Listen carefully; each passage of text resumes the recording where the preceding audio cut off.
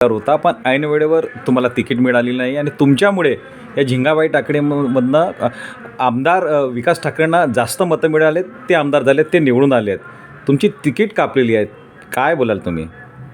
दादा, मी मागच्या 2013 पासून माननीय आमदार विकासभाऊ ठाकरे यांच्यासोबत जोडलेलो आहो आणि 2014च्या त्यांच्या लोकसभा आणि विधानसभेच्या इलेक्शनमध्ये मी काँग्रेसचं भरभरून काम केलं आणि 2017ची जी महानगरपालिकेची निवडणूक झाली होती तेव्हा जे 4चे प्रभागाच्या हिशोबाने जी निवडणूक झाली त्यामध्ये पण आरक्षण जसं आज आहे तसंच आरक्षण होतं त्यावेळेस पण.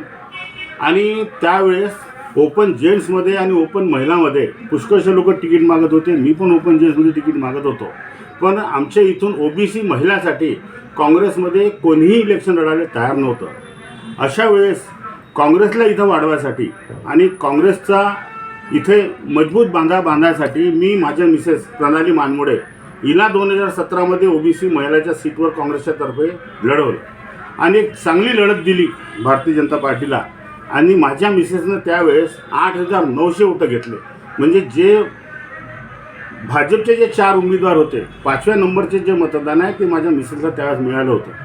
आणि आम्ही इलेक्शन हारल्यानंतर पण काँग्रेस पक्षाचं इतकं जबरदस्त काम केलं की त्याच्यानंतर जे निवडणूक झाली लोकसभेची 2019ची, त्याच्या अगोदर 2014मध्ये माझी जी झिंगाबाई टाकी आहे, जी ही 32,000 वोटाची जी टाकी आहे आणि इथे 28 बूथ आहे, त्यामध्ये 8,500 ती मायनस होती.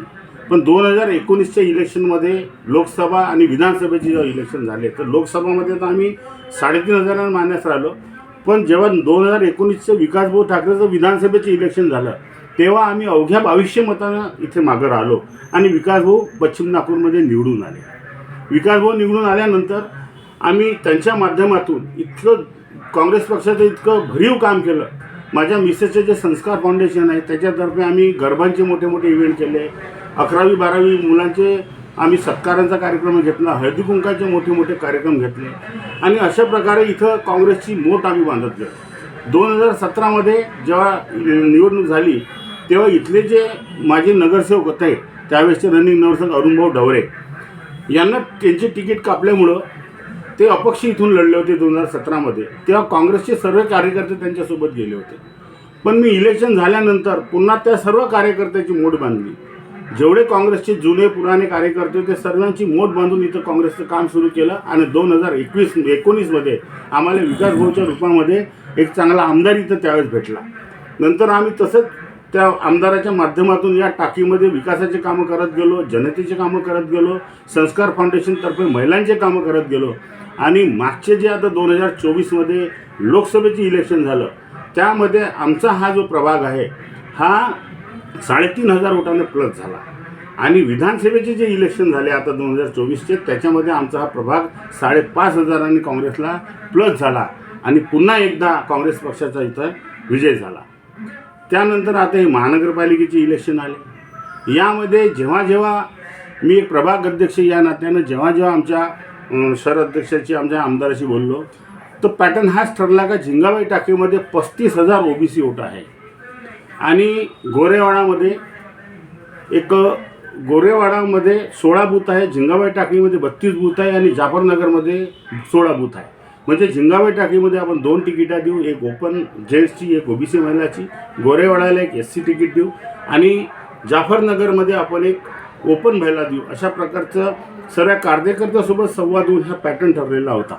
जेव्हा ही निवडणुकीची प्रक्रिया सुरू झाली तेव्हा गोरेवाडामधून एक एससी कॅन्डिडेट दिला, तो द्यायलाच पाहिजे होता, चांगली गोष्ट आहे. मग जाफरनगरमधून एक मुस्लिम महिला द्यायला पाहिजे होती, ती पण दिली, हे पण बरोबर आहे. पण जेव्हा झिंगाबाई टाकीमधून एक ओपन जेंट्स आणि एक ओबीसी महिला द्यायचा विषय आला तर जी ओबीसी महिलेला तिकीट दिली त्याचा मला काहीच विरोध नव्हता, कारण मला ओपन जेंट्समध्ये तिकीट पाहिजे होती. मला अगोदर हो म्हणण्यात आलं की 2 तिकीट इथून द्यायचं आहे, एक ओपन ओबीसी महिला आणि एक ओपन जेंट्स. मग यांना जेव्हा ओबीसी महिलाची तिकीट दिली मग ओपन जेंट्सची तिकीट मला द्यायची होती आणि अगर फक्त एकच ओबीसी महिला इथून द्यायची होती तिकीट तर मग माझ्या मिसेसचा दावा होता, ती लढलेली होती, तिने 9,000 वोट घेतलेले होते. मग अगोदर मला विचारायला पाहिजे होते की मला एकच तिकीट इथून द्यायची आहे तर तू प्रणाली मानमोड्याला तिकीट द्यायला पाहिजे होती. असं न करता इथं ओबीसी महिलाची तिकीट अगोदर देऊन देण्यात आली आणि मी मग जेव्हा ओपन जेल्समध्येच तिकीट मागितली तर अचानक अशा व्यक्तीला तिकीट देण्यात आली जी काँग्रेस पक्षातच वर्षभर अगोदर आली, ज्यांचा भौगोलिक काहीच या प्रभागामध्ये दावा बसत नाही, सामाजिक समीकरणामध्ये काही दावा बसत नाही. कारण या प्रभागाची रचना आपण पाहिली तर 35,000 वोट हे ओबीसीचे आहे, 17,000 हे वोट हे मुस्लिम बांधवांचे आहेत आणि 10,000 वोट एससीचे आहे आणि 9,000 वोट हिंदी भाषिकचे आहे. आता 9,000 वोट फक्त हिंदी भाषिकचे असताना 35,000 ओबीसीचे असताना तर नॅचरल गोष्ट आहे ओबीसीच्या 2 सीटा बसते, एक आपल्या मुस्लिम बांधवाची सीट बसते आणि एक एससीची सीट बसते. मग असं सर्व असताना अचानक हिंदी भाषिक या प्रभागामध्ये टाकून काँग्रेसने काय साध्य केलं? अच्छा, हिंदी भाषिक वोट मिळतात का काँग्रेसला? कारण ते भाजपचं कॅडर वोट आहे आणि अगर त्या हिंदी भाषिक कॅन्डिडेटला जे टाकलेलं आहे त्याचे अगर काही जवळपासचे 1,500 लोक त्याला मतदान करतील, पण मग ते त्या 3 दुसऱ्या कॅन्डिडेटला काँग्रेसचं मतदान करणार का? आणि तुम्ही हिंदी भाषिक इथं टाकून तुम्ही मुस्लिम बांधवांना नाराज करून टाकलं, तुम्ही झिंगाबाई टाकीतल्या ओबीसीना नाराज करून टाकलं. कशा प्रकारे इथं काँग्रेसच्या सीटा निघाल हे मला कळून नाही राहिलं. आणि माझी तिकीट का कापली हे अजूनपर्यंत माझ्या लक्षात नाही येऊन राहिलं की मी असं काय केलं. अगर माझा आणि पक्षश्रेष्ठींची काही खुन्नस होती तर मग माझ्यासोबतचे बाकीचे लोक होते, आमचे नितीन कोळे होते, नागेशभाऊ राऊत होते आणि अजून झिंगाबाई टाकीच्या बाहेरच तिकीट द्यायची होती तर मग राम कळंबेसारखा चांगला उमेदवार होता, त्याला तिकीट न देता अशा व्यक्तीला तिकीट दिली जो 2012मध्ये पण इलेक्शन लढला, अपक्ष लढून हारला, 2017मध्ये बाजूच्या प्रभागातून राष्ट्रवादीकडून इलेक्शन लढून हारला, ज्याला फक्त इलेक्शन लढायचा शौक आहे, त्याला असं अचानकपणे या प्रभाग 11मध्ये काहीच त्याचं कॉन्ट्रीब्युशन नव्हतं. विधानसभेच्या इलेक्शनमध्ये त्यांनी फक्त एक मीटिंग आपल्या घरी घेतली होती, 100 लोकांचं जेवण ठेवलं होतं, दुसरी कोणतीच त्यांनी मीटिंग घेतली नाही. 2024च्या इलेक्शनमध्ये या 27 बूथवर मी 20 मिटिंगा घेतल्या आणि या झिंगाबाई टाकीचं घर घर पुजून मी आमच्या आमदारासाठी वोट मागितले. मी, माझा परिवार, माझे मित्रमंडळी, माझे सर्व काँग्रेसचे कार्यकर्ते आम्ही दिवस रात्र एक करून आम्ही निवडणूक ती जिंकवली. आणि अचानकपणे 1 वर्ष पहिले हे जे शैलेश पांडेजी इथं आले आणि तिकीट हिसकून घेऊन गेले, म्हणजे साऱ्या झिंगाबाई टाकीच्या लोकांना शॉक आहे की असं कसं अचानक हा बाहेरचा माणूस इथून इलेक्शन लढून राहिला. आणि ते सर्वचे सर्व प्रश्न आता मला विचारत आहे. आता माझ्यासमोर प्रश्न हा आला आहे की मी लोकांना काय उत्तर देऊ. भाऊ, शैलेश पांडे हिंदी भाषिक आहेत आणि हिंदी भाषिक हा भाजपशी जोडलेला आहे, त्यांचे ते मतदार आहेत. अशा वेळेस तुम्हाला असं वाटतंय का की शैलेश पांडे यांचं इथनं जिंकतील बा म्हणून? एकदम अवघड आहे, कारण त्यांचं मतदान एक तर एकदम कमी आहे आणि हिंदी भाषिक हे भारतीय जनता पक्षाचं कॅडर वोट आहे, ते वोट कधीच फुटत नाही. आणि त्याला तिकीट देऊन तुम्ही बहुजनावर अन्याय केला आहे, बहुजन नाराज झाले आहे, तुम्ही मुस्लिम वर्गावर अन्याय केला आहे, मुस्लिम नाराज झाला आहे. मग हे जे दलित, मुस्लिम आणि ओबीसी हे जे काँग्रेसचं कॅडर वोट आहे हे का बरं त्या हिंदी भाषिकला मतदान करेल? भाऊ, गणेश चाचरकर हे आझाद पक्षाशी जोडलेले होते, परंतु संघटन बांधणीमध्ये त्यांचा कुठलाच योगदान नाही आहे आणि त्यांनी कार्यक्रमही घेतले आहे, परंतु ते त्या पद्धतीचे यशस्वी झालेले नाही आहेत. अशा वेळेस तुम्हाला वाटत नाही का की येथे जे उमेदवार दिलेले आहे झिंगाबाई टाकडीमध्ये, तर हे उमेदवार डमी असं वाटत नाही का तुम्हाला की यामुळे भाजपचेच उमेदवार विजय होणार? नाही, अगोदरपासूनच आमदार साहेबांचं म्हणणं असं होतं की आपण आपल्या गोरेवाडामधून एससीची सीट देऊ आणि त्या एससी सीटमध्ये तिथले जे 3-4 उमेदवार जे तिकीट मागत होते त्यापेक्षा गणेश चाचरकरजी किंवा ते मंजुषाताई एक चांगली सक्षम कार्यकर्ता त्यांना वाटत असेल म्हणून त्यांनी तिकीट दिले असं. माझा तो विषय नाही. माझा झिंगाबाई टाकीवरचे जे 35,000 वोटर्स आहे आणि जाफरनगरले जे आमचे मुस्लिम बांधव आहे, माझा तो विषय आहे की झिंगाबाई टाकीतून जेव्हा 2 तिकीट द्यायच्या होत्या आणि माझ्यासारखा सक्षम दावेदार होता, माझी मिसेस इलेक्शन लढलेली होती, आमच्या दोघांपैकी कोणाला तरी एक तिकीट द्यायला पाहिजे होती. मी सर्वांना घेऊन चाललो. भाऊ, आम्ही काँग्रेसच्या विविध पदाधिकारी कार्यकर्त्यांशी जेव्हा संवाद साधला तेव्हा त्यांचं असं म्हणणं होतं की बंडू ठाकरे वरती सुद्धा नाराज आहे. काय तुम्ही इथले काँग्रेसचे ज्येष्ठ नेता आहेत, काय नेमकं याच्यावरती तुम्ही भाष्य करणार? ते 2021 पासून काँग्रेसमध्ये सक्रिय झाले. मी प्रभागाचा अध्यक्ष असल्याकारणाने मला सर्व त्यांची भूमिका माहीत आहे. पण त्यांनी कधी आमचे जे काँग्रेसचे कार्यकर्ते होते त्यांना सोबत घेऊन कधी काम नाही केलं. त्यांनी फक्त आपलं पर्सनल काम केलं, पर्सनल लेवलवर जाऊन त्यांनी विकास भाऊचं काम केलं. त्याच्यामुळे जे कार्यकर्ते आहे ते त्यांच्यापासून अगोदरपासूनच नाराज आहे.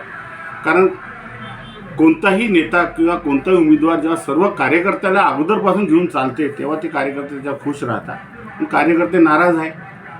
भाऊ, मतदारांशी जेव्हा आम्ही संवाद साधला आणि तेव्हा तुमची पसंती ती आहे आणि खरंच तुम्ही इथे काँग्रेसचं संघटन मोठं केलं. ओबीसी महासंघाच्या माध्यमातून विकास ठाकरे यांना तुम्ही मतंसुद्धा मिळवून दिलेले आहेत. विविध मेळावेसुद्धा आयोजित केलेले होते.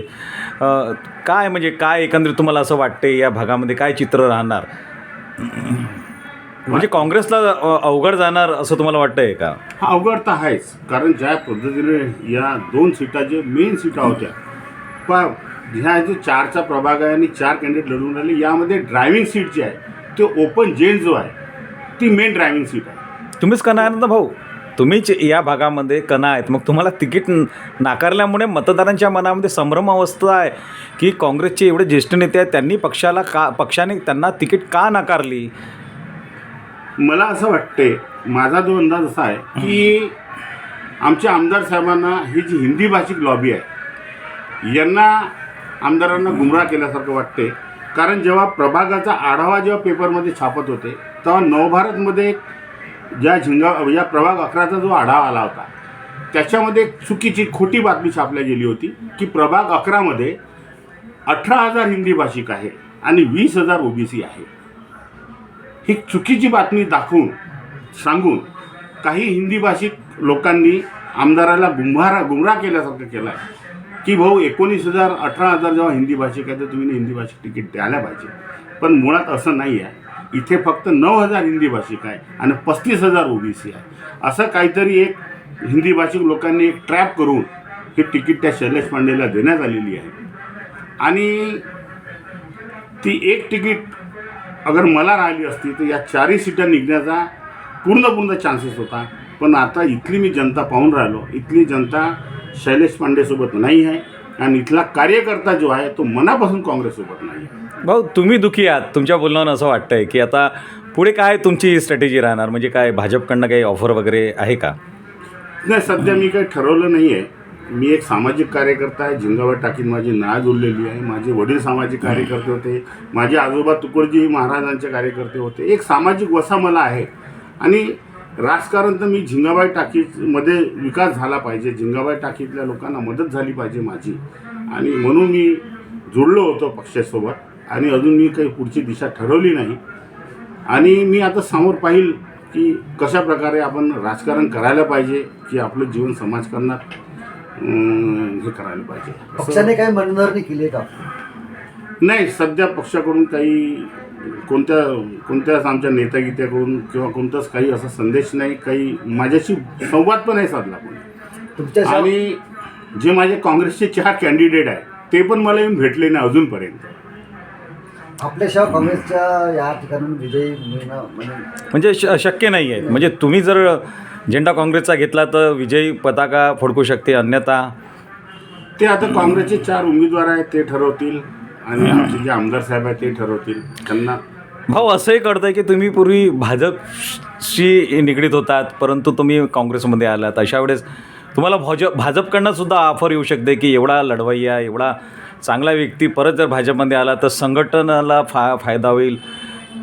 तर अशा वेळेस जर भाजपकडनं ऑफर आली तर मग काय तुमचं स्ट्रॅटेजी राहणार? ते मी ज्या लोकांशी निगडीत आहो इथं, जे इथले सामाजिक कार्यकर्ते आहे, इथले मंडळ आहे, माझ्या परिवारातले लोक आहे, मला चाहणारे लोक आहेत, त्या सर्वांचा विचार विमर्श करून आपण आपली राजकीय भूमिका समोर ठेवू.